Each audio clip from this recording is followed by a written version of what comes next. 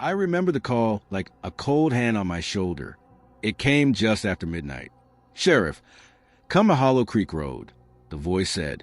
I grabbed my coat and my flashlight and drove into the dark. Hollow Creek is a small place. Fields, a diner, a creek that keeps its own hours. The road to Amos Miller's house winds under low trees. That night the moon was thin. The porch light at Amos's house swung and threw long shadows. Inside, the house smelled like old coffee. A chair lay on its side. A woman sat on the floor and hugged herself. Her eyes were raw. "He went into the woods," she said. "Amos worked with stone. He walked when sleep left him. Tonight, he put on his coat and walked off. He left the door open and did not come back. I should have called for help. I did not. I followed the faint path behind the house into the trees. The radio went quiet. My flashlight cut a thin line. The path smelled of wet leaves. A mile in, the woods opened on a small hollow. In the center stood a stone the size of a man. Moss crawled down its sides. The ground around it was trampled. Tied to the stone were a pair of work gloves. A sapling nearby had Amos carved into the bark. Pinned to the tree with a nail was a scrap of paper. Names were written on it in cramped lines. Some names were old. One looked fresh. My name was there. A low song rose from the dark beyond the trees. It sounded like humming. It made no sense in the woods. I followed it.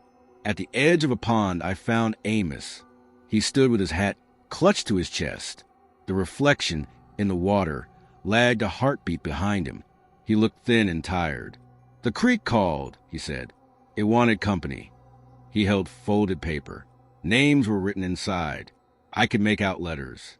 My name sat near the bottom in a hand I did not know. Who wrote that? I asked. We all do when it asks. Amos said, "It wants to know who keeps the light." The reflection moved wrong. It climbed from the pond like someone stepping out a mirror. It wore Amos's hat, but its arms were too long. Its smile did not match the man at the edge of the water. Sign, the thing said. Its voice was like wind through old glass.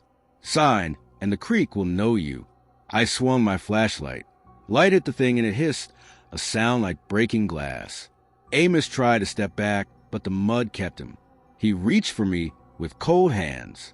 The creature touched the paper in Amos's palm. The ink seemed to spread and darken. My name looked as if it had been written years before. I hit the thing again and ran. The trees grabbed at my jacket.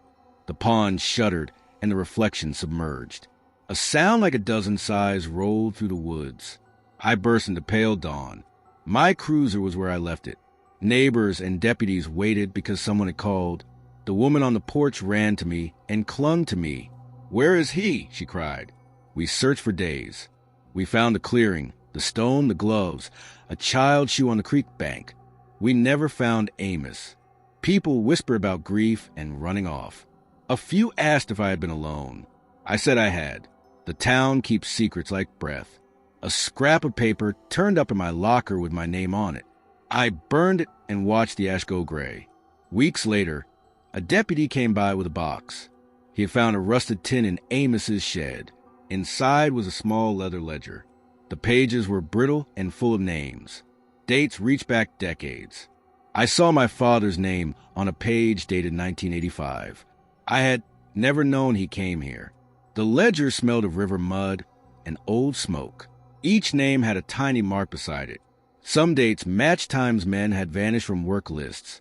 In the margins were notes, "Keeps the light," and other short, patient lines. The creek had been waiting a long time. After that, the town felt different. People stopped meeting late at the diner. Men sat longer in their trucks.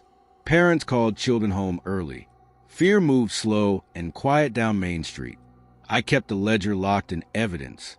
Guilt was a weight. At night, the wind in the creek found the gaps in my windows and brought voices that were almost like names.